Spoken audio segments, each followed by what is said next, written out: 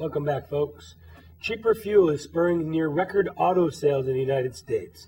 Venezuela's socialist paradise is turning into a nightmare as inflation nears 100% and the most basic common necessities like flour, milk, and baby formula are almost impossible to find. And retail fail. After Radio Shack, who's next? Maury, where do you want to start with this segment? We've got a lot to talk about here. Well, first of all, let's talk about the oil situation and how there are three countries that are in desperate shape because of the low price of oil and the manufactured breakdown of the cost of oil, which at the middle of last year was running, it had gone down from about $100 a barrel. Domestic oil was down around 90 by the middle of the year, and then of course it went all the way down to $40. Lately there's been a little spurt back, but it's minor. So I think it's more geopolitical than supply demand. If the Saudis, who are behind this whole problem of cheap oil, took 2 million barrels a day off the market, this whole thing would jump back to around $70, $80. Now, why are they doing that? There are two reasons. One, they want to crush Iran, and they want to not crush Russia, but they don't like Russia, and they know Russia and Iran are working together on. Russia is actually helping the Iranians develop their nuclear capability. People don't know that. It's a very close relationship now. Gog and Magog. That's right. You know your Bible. Secondly, the Saudis do not want to see America as a competitor. We lived on Saudi oil until about 20, 30 years ago when they had that big embargo, which you remember as a kid you saw on the gas station where they were in lines. Now they went from 9 million barrels a day down to 2 million barrels that they're shipping us. But they're looking at 5 years from now, and we will be shipping against them. We will be exporters. If the way our fracking was going, we would be up to 15 million barrels a day and by far the world leader. So the Saudis made a decision on November the 27th of 2014 saying we are not going to cut back. In fact, we're going to accelerate our production. And that's why the price of oil went down to 45 less a barrel. It's a little bit up now, but who knows where it's going to end up. Well, what we're seeing as we're talking had to do with the strike. The steel workers are now striking certain refineries. And when you got that, then you feel you're not going to get all the oil. I think, I'm an investor in it, and I'm still very much involved in it through my businesses that I'm associated with. And right now, the world is producing 93 million barrels a day, and they're using 85 to 90 million barrels a day. That leads to a glut, and we've got a glut of oil going right now. And so you've got some yings and some yangs here. U.S. auto sales are nearing record numbers right now, which is good. You've also got some people being laid off in Texas and North Dakota because of the cheap oil. So you get some good, you get some bad that goes along with it. Well, you also mentioned Russia and Putin. And Putin is behind a very covert effort to try and undermine the fracking in the United States right now. It doesn't have to. They're doing it themselves. I know the people at Shell Oil. I know some of the people at ConocoPhillips, ExxonMobil. They're cutting back like you wouldn't believe.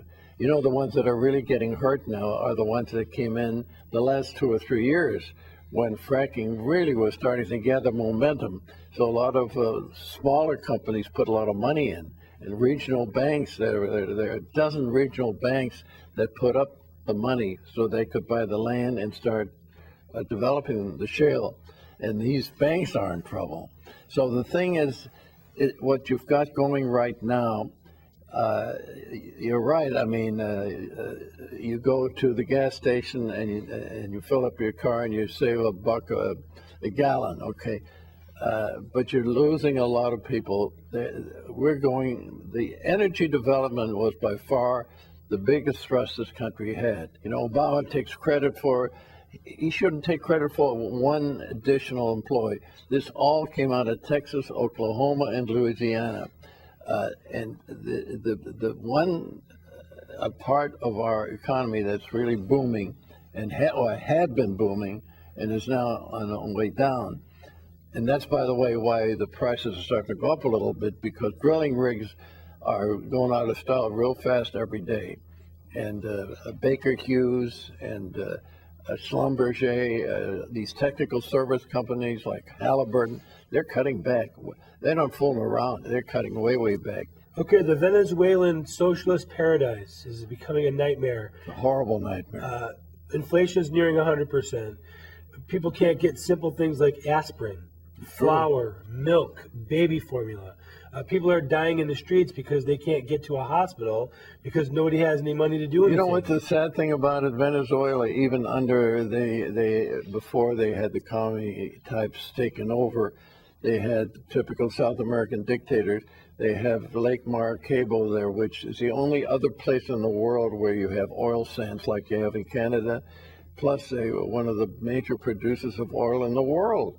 They even owned city, what is it? Citgo, that's right. They owned the retail business here in this country. Which whenever I watch baseball games from Fenway Park and you see that big Citgo sign in the outfield, it always was a little ominous to me. But the point I'm making is Venezuela was a very rich country based on their population, and even with the money being stolen by corrupt dictators, people were doing pretty good.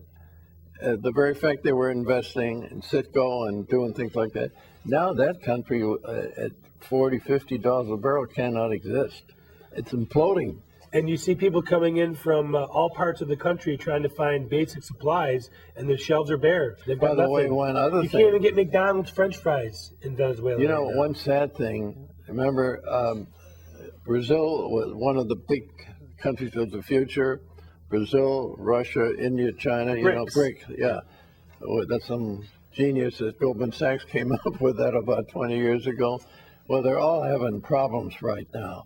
But Brazil had Petrobras, probably the largest independent oil company in the world, maybe like ExxonMobil. You know, that place is going down the tubes because, first of all, offshore drilling now is impossible. It's too high.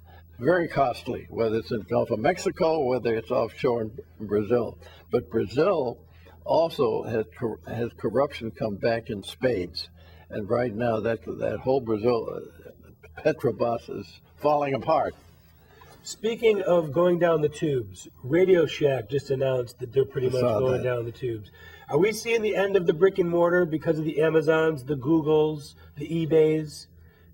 What do you think about that? I think you brought up an excellent point. I think we're going through a technical or technological evolution in the movement of goods. Amazon, whoever would have thought Amazon was going to be a big factor in the retail business, like Costco, for instance. Exactly, that's what's happening right now. Radio Shack was one of the big providers of electronic equipment. And I met the guy who was the chairman of it about 15 years ago on a cruise. And he said, boy, we were never doing better. I remember him saying that. It was about the turn of the century, or the millennium. And he said, we're going to be really big. Well, I'll tell you, they're going out of business. Isn't it interesting that, the thing you remember about Sears and Roebuck was their catalog? Oh, yeah. You could order from the Sears and Roebuck catalog. Now, many folks may not remember that, but us old guys do. And they went away from that to focus on their brick and mortar stores, and the whole industry has shifted. Isn't that and they may be next. You bring up a beautiful point. The Sears catalog was like the most widespread book in the country. I mean, and people would order from it, and they deserted that to go to malls and shopping centers and So that they figured, well, a lot of people just like to come in and take a look and so on, and it'll attract them and so on. Well, that's going the That other may have way. been a worse decision than Coke getting rid of their original recipe. You remember that? Back 15, 20 years ago. Yeah, that's right. Okay, we need to take a brief time out. Our energy, global outlook, and history segments are straight ahead. If you'd like to email us with comments or catch a segment that you missed, just go to our website, theworldreport.org. You can also follow Maury on Twitter. He's a Twitter guy now. At Beschloss, Beschloss. Our quote of the day: a successful man is one who can lay a firm foundation with the bricks that have been thrown at him. You know who said that? No idea. David Brinkley.